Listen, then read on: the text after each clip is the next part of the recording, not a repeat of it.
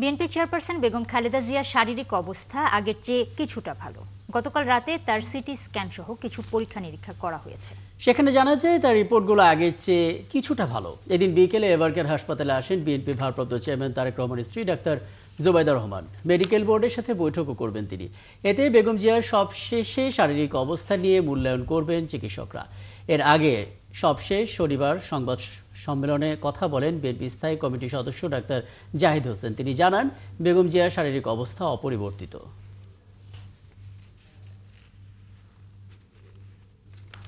দর্শক, যেমনটি জানাচ্ছিলাম, BNP chairperson Begum Khaleda জিয়ার শারীরিক অবস্থার তেমন উল্লেখযোগ্য কোনো পরিবর্তন হয়নি।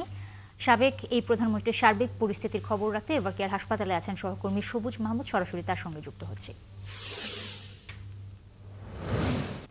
সবুজ, বেগম খালেদা জিয়ার শারীরিক সবশেষ কি অবস্থা, ডক্টররা কি আপডেট জানিয়েছেন সেটা একটু জানাবেন।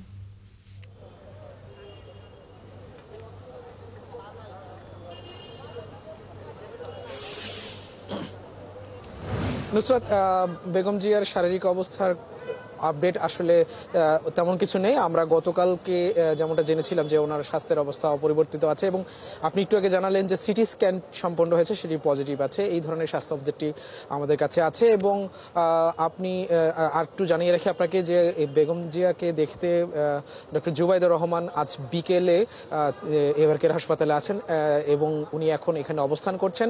এবং আসলে লন্ডন থেকে আসার পর তিনি দিনের বেশিরভাগ সময়ই এভারকেয়ার হসপিটালে কাটান, এবং যেহেতু উনি একজন ডক্টর, উনি মেডিকেল বোর্ডের সাথে স্বাস্থ্য বিষয়ক যে বিষয়গুলো আছে সেগুলোর সমন্বয়ে উনি কাজ করছেন। এবং বেগম জিয়ার যে স্বাস্থ্য পরিস্থিতি নিয়ে আমরা গতকালকে আমরা কথা বলেছিলাম বিএনপির স্বাস্থ্য বিষয়ক সম্পাদক রফিকুল ইসলামের সাথে। অপরিবর্তিত আছে, এবং বিদেশ নিয়ে যাওয়ার বিষয়টি যেটা আছে সেটি এর আগে আমাদেরকে ডাক্তার জাহিদ সংবাদ সম্মেলনে যেটি বলেছিলেন যে বিদেশ নিয়ে যাওয়ার পরে সব ধরনের প্রস্তুতি সম্পন্ন আছে এবং এর অ্যাম্বুলেন্স প্রস্তুত আছে, এবং সেইটুকুই আমাদের কাছে আছে। এইটুকুই হচ্ছে এভারকেয়ার থেকে সবশেষ।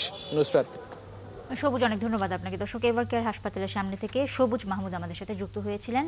খালেদা জিয়ার শারীরিক অবস্থার সম্পর্কে তিনি আমাদের জানাচ্ছিলেন।